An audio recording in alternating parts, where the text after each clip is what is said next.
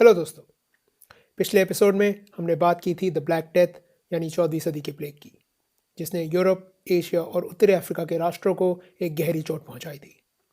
लेकिन ये पहली बार नहीं था जब दुनिया इस महामारी का शिकार हुई थी। ब्लैक डेथ से करीब 800 साल पहले भी इस अदृश्य शत्रु ने मानव जाति पर हमला किया था। और आज हम बात करेंगे इसी पहली खौफनाक मुलाकात की, जिसे दुनिया कहती है द प्लेग ऑफ जस्टिनियन।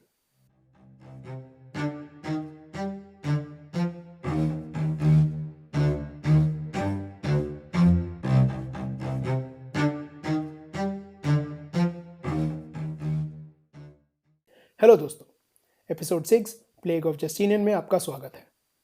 शुरू करने से पहले एक बार जल्दी से प्लेग से जुड़े तथ्यों को फिर से जान लेते हैं। हम बारीकियों में नहीं जाएंगे क्योंकि एपिसोड 5 द ब्लैक डेथ में हम ये सब एक बार पहले सुन चुके हैं। तो प्लेग यर्सीनिया पेस्टिस नाम के एक बैक्टीरिया के कारण होता है। ये बैक्टीरिया चूहों जैसे छोटे जानवर, जिन्हें कृंतक या रोडेंट्स भी कहते हैं, और उनका खून पीकर जीवित रहने वाले फ्ली नाम के एक छोटे कीड़े में पाया जाता है। इस फ्ली को ओरिएंटल रैट फ्ली कहते हैं और इसका वैज्ञानिक नाम है जेनोप्सिला चियोपिस।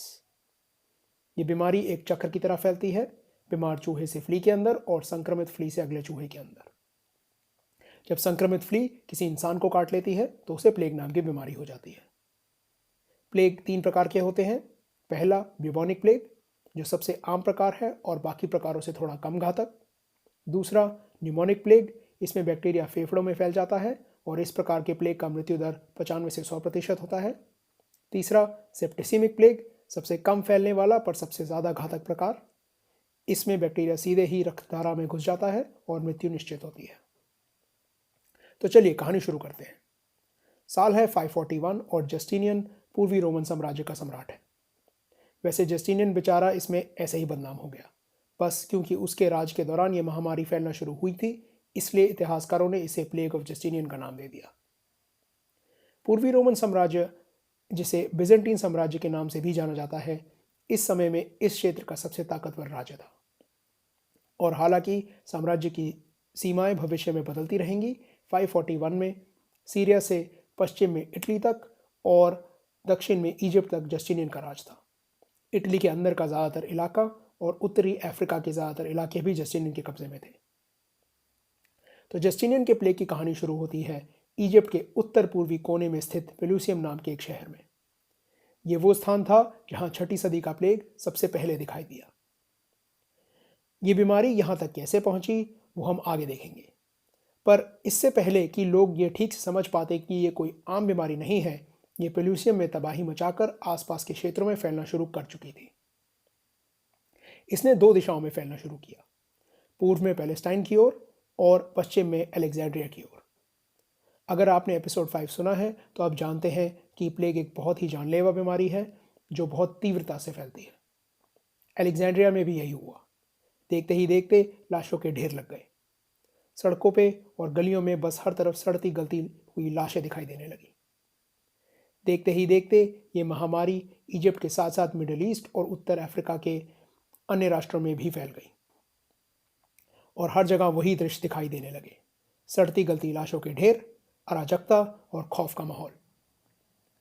इस जमाने में इजिप्ट बिजेंटीन साम्राज्य का एक बहुत महत्वपूर्ण हिस्सा था और अलेक्जेंड्रिया यहाँ का एक मुख्य शहर। ये सिर्फ एक ज़रूरी व्यापार केंद्र ही नहीं बल्कि बिजेंटीन साम्राज्य के लिए अनाज का भी एक बड़ा स्रोत था। इजिप्ट से अनाज और अन्य व्यापारिक माल जहाज़ों में भर भर कर बिजेंटीन साम्राज्य के शहरों में पहुंचाया जाता था, खासकर की राजधानी कॉन्स्टेंटिनोपल में। अब जैसे कि आप जानते हैं, प्लेग चूहों और फ्लीज के कारण फैलता है। आपको शायद ये भी मालूम होगा कि जहाज़ों में चूहों का पाया जाना आम बात है, खास करके अनाज से भरे जहाज़ों में। बस तो आप समझ ही गए होंगे कि मैं अब आगे क्या कहने वाला हूँ। ऐसे ही किसी एक जहाज़ में बैठकर ये 3 दोस्त चूहे, फ्लीज और यर्सीनिया पेस्टिस 542 में कॉन्स्टेंटिनोपल पहुंच गए। अब आप और मैं जानते हैं कि बीमारी कीटाणुओं के कारण होती है। बैक्टीरिया क्या होता है और इसमें किसी जादुई या अलौकिक शक्ति का हाथ नहीं होता। बीमारी का मूल कारण तो तब भी एक कीटाणु था और आज भी वही है, पर 6ठी सदी में लोगों को ये नहीं पता था। हालांकि उस जमाने में बीमारियां फैलती रहती थी, पर प्लेग कोई छोटी मोटी बीमारी नहीं थी। इस महामारी के दौरान 6ठी सदी के लोगों का क्या अनुभव रहा होगा, उन्होंने मानसिक और सामाजिक तौर पर इस घटना को कैसे समझा होगा, ये अंदाज़ा लगाना एक आधुनिक इंसान के लिए ज़रा मुश्किल है। इसलिए हम चलते हैं 6ठी सदी के एक मशहूर इतिहासकार के पास, जिसने इस तबाही को अपनी आंखों से देखा था, ताकि हम इस महत्वपूर्ण घटना को उस ज़माने के लोगों के नज़रिए से देख सकें। तो स्वागत है प्रोकोपियस ऑफ सिजेरिया का, जिसकी लिखाई एक मुख्य कारण है कि हमें जस्टिनियन के प्लेग के बारे में कुछ भी पता है। प्रोकोपियस की लिखाई से ही हमें ये पता चला कि यह बीमारी पहली बार पेलुसियम में दिखाई दी और उसके बाद अलेक्जेंड्रिया और पैलेस्टाइन में फैल गई। प्रोकोपियस की असल लिखाई ग्रीक भाषा में है, पर मैं आपको इसे हिंदी में अनुवाद करके संक्षिप्त में सुनाऊंगा। तो प्रोकोपियस कहता है कि यह वो समय था जब पूरी मानव जाति को एक ऐसी महामारी का सामना करना पड़ा जिसने लगभग मानवता का विनाश ही कर दिया था। वो कहता है कि दुनिया का कोई ऐसा हिस्सा नहीं था, इंसानों की कोई ऐसी जाति नहीं थी और साल का कोई ऐसा समय नहीं था जब इस बीमारी ने तबाही नहीं फैलाई। इस महामारी ने उम्र, हैसियत, लिंग, किसी भी आधार पर कोई भेदभाव नहीं किया और सभी को एक ही नज़र से निशाना बनाया। इस महामारी ने यह नहीं देखा कि कौन कहाँ रहता है और कैसे अपना जीवन बिताता है। वो कहता है यह बीमारी ऐसे फैल रही थी जैसे उसे खुद फिक्र लगी हो कि दुनिया का कोई भी कोना गलती से छूट ना जाए। कोई ऐसा द्वीप नहीं था, कोई ऐसी गुफा नहीं थी, कोई ऐसी चोटी नहीं थी जिसे इसने बख्श दिया हो। और अगर कोई ऐसी जगहें थी भी जो पहली बार में प्लेग के प्रकोप से बच जाती थी, तो ये बीमारी घूम फिर कर अपना हिसाब चुकता करने वहां एक बार जरूर आती थी। प्रोकोपियस हमें बीमारी के बारे में दो और महत्वपूर्ण बातें भी बताता है।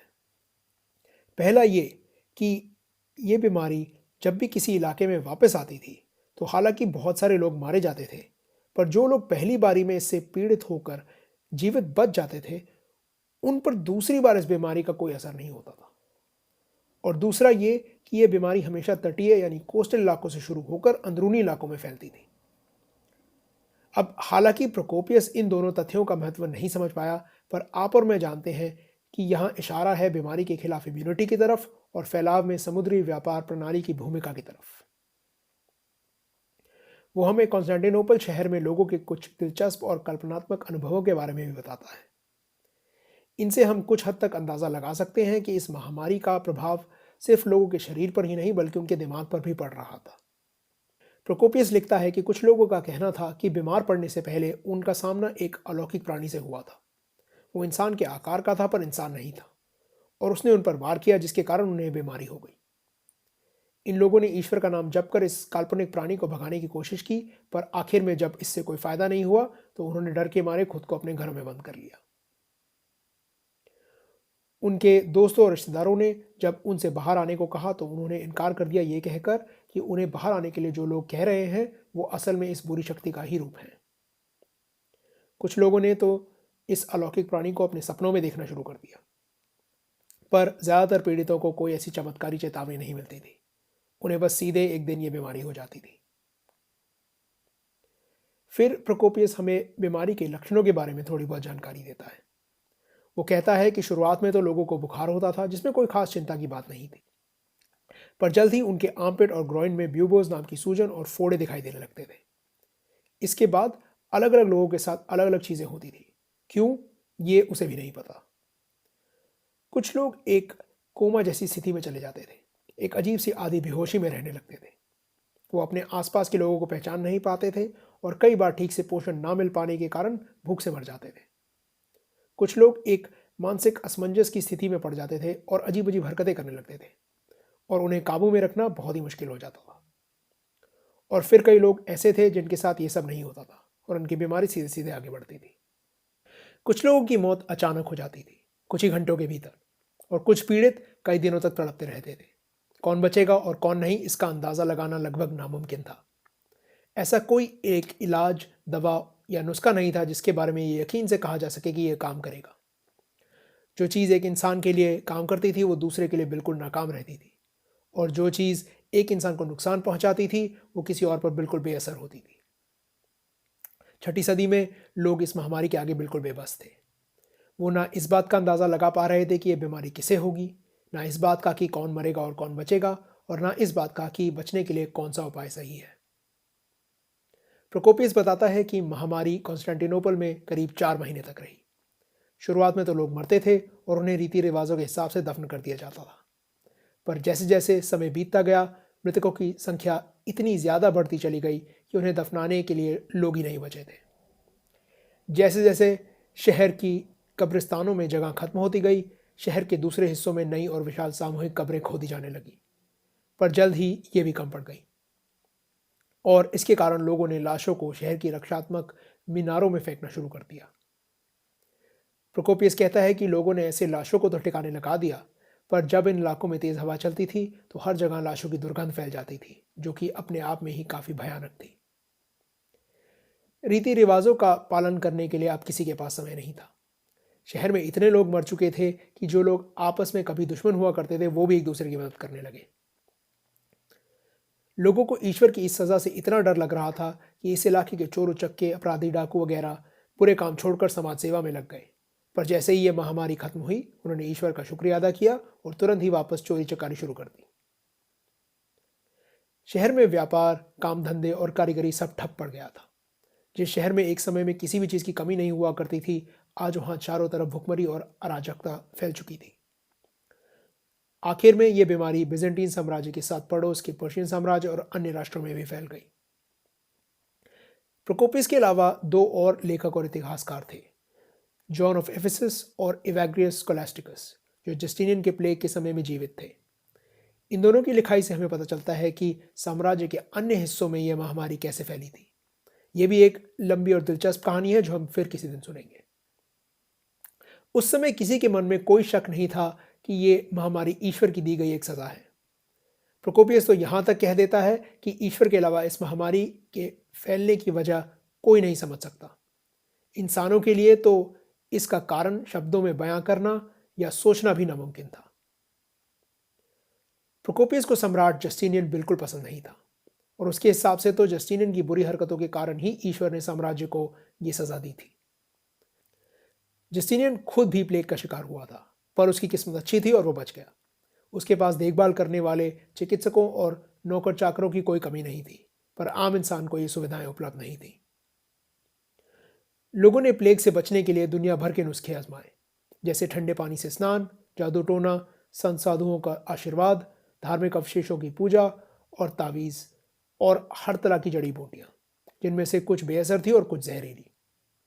जैसे कि आप अंदाज़ा लगा सकते हैं, इन सब चीज़ों का कोई फ़ायदा नहीं हुआ।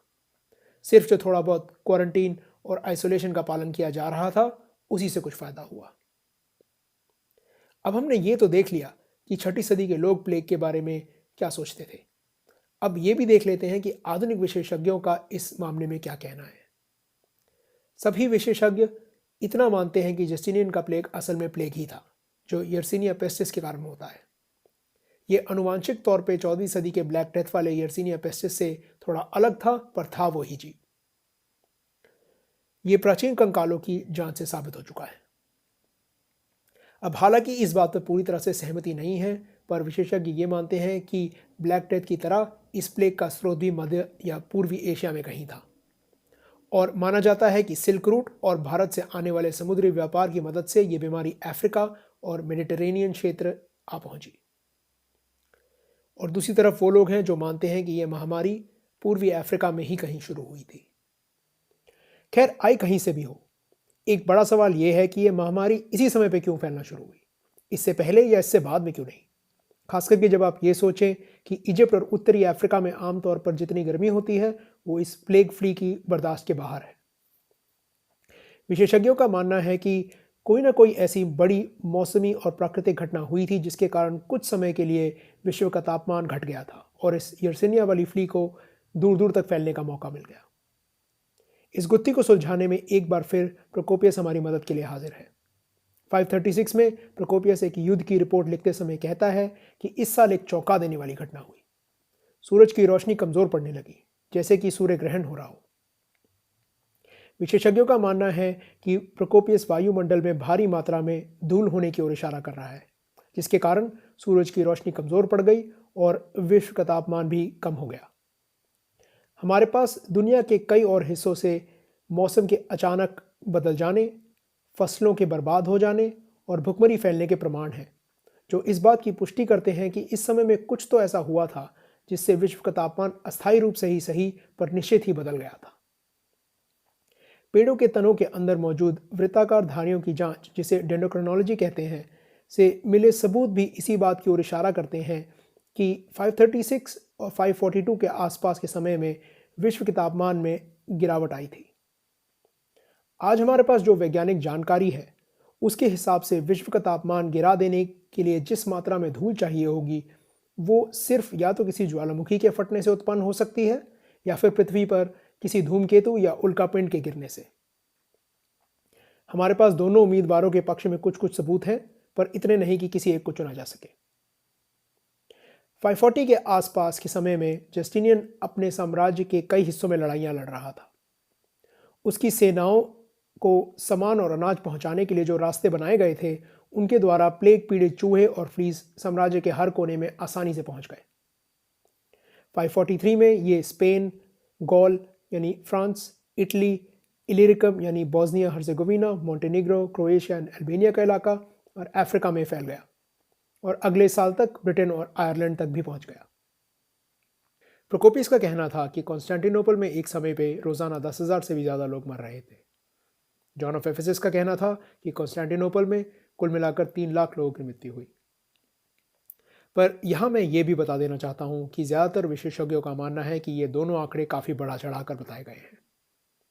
पर आंकड़ा जो भी हो, यर्सिनिया के लिए काफ़ी नहीं था। साम्राज्य के मुख्य शहरों में प्लेग की लहरें करीब अगले 200 सालों तक बार बार आती रहीं। अकेले कॉन्स्टेंटिनोपल में ही प्लेग की लहरें 558, 573 और 599 में लौट कर आई और शायद 698 और 747 में भी। यर्सिनिया इंतजार करता था कि शहरों में कब नए या युवा लोगों की संख्या फिर से इतनी बढ़ जाए कि वो हमला कर सके, और आमतौर पर इसमें 10 से 15 साल लगते थे। दरअसल बात यह थी कि इतने समय में युवा लोगों की एक नई पीढ़ी आ चुकी होती थी जिनके पास प्लेग के विरुद्ध इम्यूनिटी नहीं थी, जो कि उम्र में बड़े लोगों के पास थी क्योंकि वो एक बार प्लेग का सामना कर चुके थे। इतने पुराने मामलों में सही आंकड़े पाना मुश्किल है, पर कहा जाता है कि 541 से 750 के बीच में प्लेग ने करीब 2.5 से 5 करोड़ लोगों की जानें ली। ये उस समय में इस क्षेत्र की करीब 30 से 40% जनसंख्या थी। एक नई रिसर्च का यह कहना है कि जस्टिनियन का प्लेग उतना घातक नहीं था जितना लोग आज तक समझते आए हैं, और मृतकों की संख्या के जो दावे किए गए हैं वो बढ़ा चढ़ाकर बताए गए हैं। वो कहते हैं कि कुछ शहरों में ज़रूर इसका प्रकोप भारी रहा था, पर अगर उन सारे क्षेत्रों को देखा जाए जहां यह महामारी फैली थी तो स्थिति इतनी बुरी नहीं थी। खैर, आंकड़े जो भी हों, इस महामारी ने बिजेंटीन साम्राज्य और जस्टिनियन को एक गहरी चोट पहुंचाई थी। इतने लोगों के मर जाने के कारण उसकी सेना में सैनिकों की, खेतों में किसानों की और बाजारों में व्यापारियों की कमी हो गई थी। अर्थव्यवस्था लगभग ठप पड़ गई थी क्योंकि ना कोई सामान बेचने वाला था और ना कोई खरीदने वाला। किसानों की कमी के कारण अनाज की कमी होने लगी, जिसके कारण साम्राज्य में भुखमरी फैलने लगी। नागरिकों की संख्या में कमी के कारण सरकार की कर वसूली में भी भारी कमी आने लगी और जस्टिनियन को सेना की तनख्वाह देने में मुश्किल होने लगी। सेना में पहले ही सैनिकों की कमी हो रही थी और यह तनख्वाह का मामला एक और मुसीबत बन गया। जस्टिनियन ने निर्दयता का प्रदर्शन करते हुए कर वसूली जारी रखी, यहां तक कि जिन लोगों के पड़ोसी प्लेग के कारण मर गए थे उन्हें अपने मृत पड़ोसी के हिस्से का कर भी देना पड़ा। प्लेग से पहले जस्टिनियन रोमन साम्राज्य के खोए हुए पश्चिमी क्षेत्रों पे फिर से कब्जा करने की कगार पर था, पर प्लेग ने उसकी सेना और अर्थव्यवस्था को इतनी बुरी तरह से झंझोड़ कर रख दिया था कि अब उसका यह सपना कभी भी पूरा नहीं हो सकता था। बिजेंटीन साम्राज्य और उनके पड़ोसी ससेनियन साम्राज्य इस इलाके की महाशक्ति हुआ करते थे, पर प्लेग ने दोनों को कमजोर बना दिया था।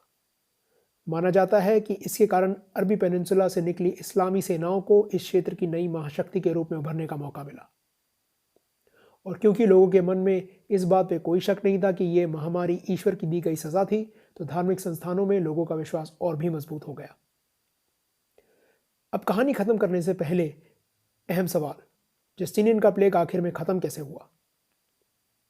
यकीन से तो कोई नहीं कह सकता, पर विशेषज्ञ मानते हैं कि यर्सिनिया पेस्टिस का जो आनुवांशिक रूप जस्टिनियन के प्लेग का जिम्मेदार था, उसे इंसानों के शरीर को उतने अच्छे से इस्तेमाल करना नहीं आता था जितने अच्छी तरह से वो चूहे को इस्तेमाल कर सकता था। यर्सिनिया पेस्टिस और फ्ली जैसे परजीवी यानी पैरासाइट के फलने फूलने के लिए मेज़बान होना ज़रूरी है, और अगर मेज़बान खत्म तो परजीवी भी खत्म। यर्सीनिया के साथ भी यही हुआ। इस बैक्टीरिया ने इंसान जो उनके मेज़बान थे उन्हें इतनी तीव्र गति से मारना शुरू कर दिया कि एक समय के बाद कोई नया इंसान बचा ही नहीं था संक्रमित होने के लिए। और जो लोग इस महामारी के प्रकोप से जीवित बचे थे उनके शरीर में इसके विरुद्ध पहले इम्यूनिटी बन चुकी थी, तो उनको ये बैक्टीरिया फिर से संक्रमित कर नहीं सकता था। तो दोनों रास्ते यर्सीनिया के लिए बंद होने लगे थे और इसके पास आगे बढ़ने के लिए कोई साधन नहीं बचा था। तो इस तरह इसने खुद को ही खत्म कर लिया। लेकिन इसमें करीब 2 सदियां लग गई, यानी प्लेग करीब 750 तक बर्बादी फैलाता रहा। जैसे मैंने एपिसोड 5 में बताया था, ऐसा नहीं है कि आज किसी को प्लेग नहीं होता या इसके कारण कोई मरता नहीं है, पर पहले के मुकाबले इसकी संख्या ना के बराबर है। अब हमारे पास इसके इलाज के लिए दवाइयाँ हैं और इसके लिए आप वैज्ञानिक प्रगति का शुक्रिया अदा कर सकते हैं। तो ये थी जस्टिनियन के प्लेग की कहानी। उम्मीद है इसमें आपको कुछ नया सीखने को मिला।